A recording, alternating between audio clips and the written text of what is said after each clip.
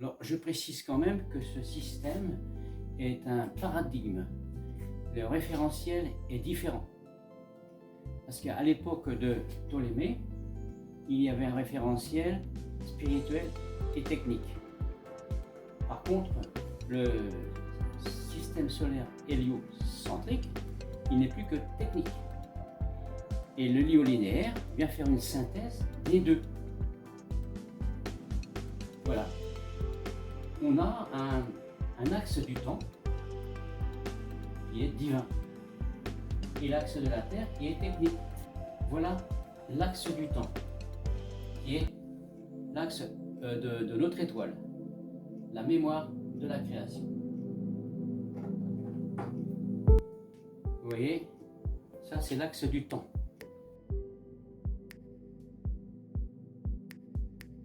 Je vais le translater ici, sur l'axe de la Terre. Il va se retrouver comme ça. Ça fait un Z. La mémoire de notre étoile vient jusque sur la Terre et tout est géré sur un seul axe. Il n'y a plus le centre de l'axe du temps de notre étoile, il est là. Alors voilà, en gros, la maquette dans son ensemble. Vous constaterez que il y a des réflexions sur le livre scientifique et la Bible.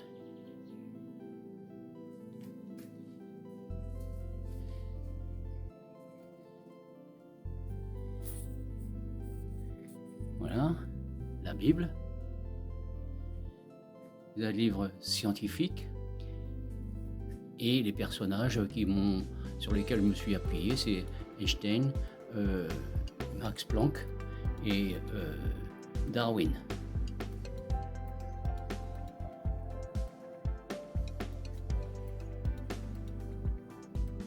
Voilà, le tableau de bord.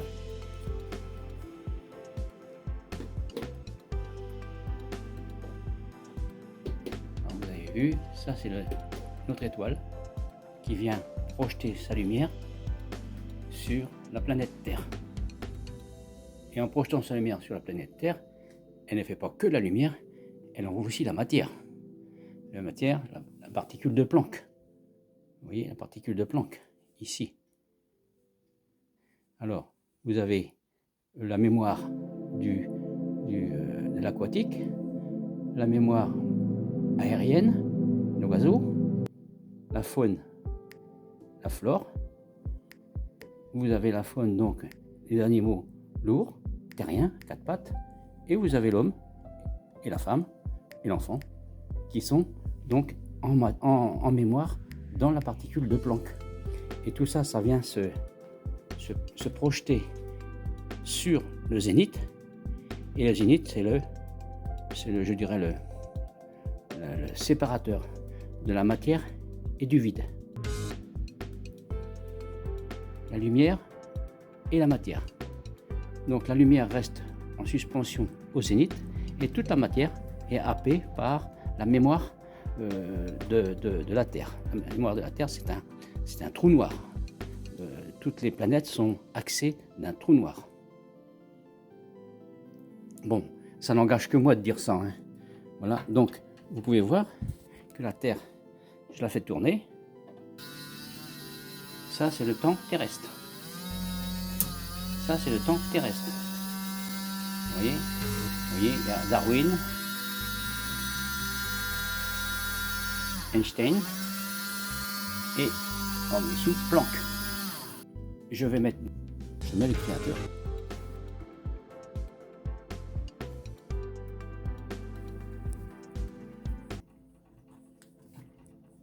Voilà.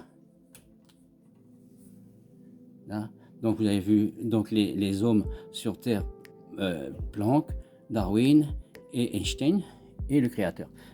Vous allez observer ici que ça tourne en sens inverse. Et hop, 1/52e de rétrograde.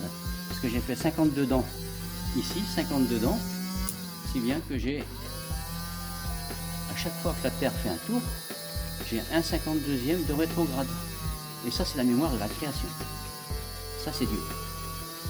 Donc, 365 tours ici, un tour rétrograde ici. C'est là 360 degrés ici.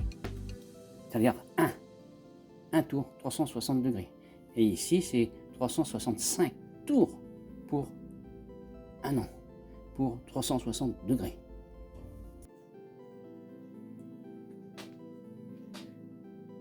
Voilà la Genèse passe au zénith.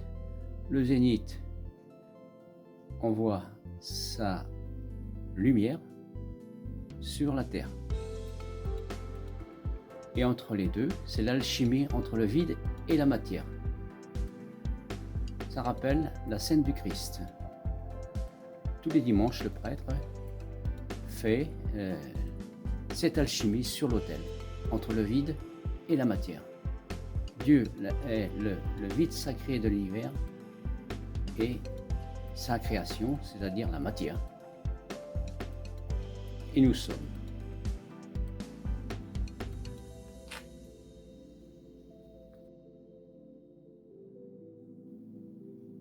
Alors voilà la formule d'Albert Einstein, E égale mc2. Alors on a une petite gymnastique à faire avec M. Parce que M, c'est le produit de la mémoire.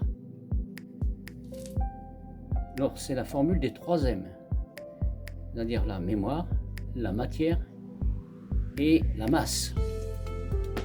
Et c'est de quoi il est question ici, c'est la masse, mais est issue de la matière et de la création du vide, c'est-à-dire la mémoire.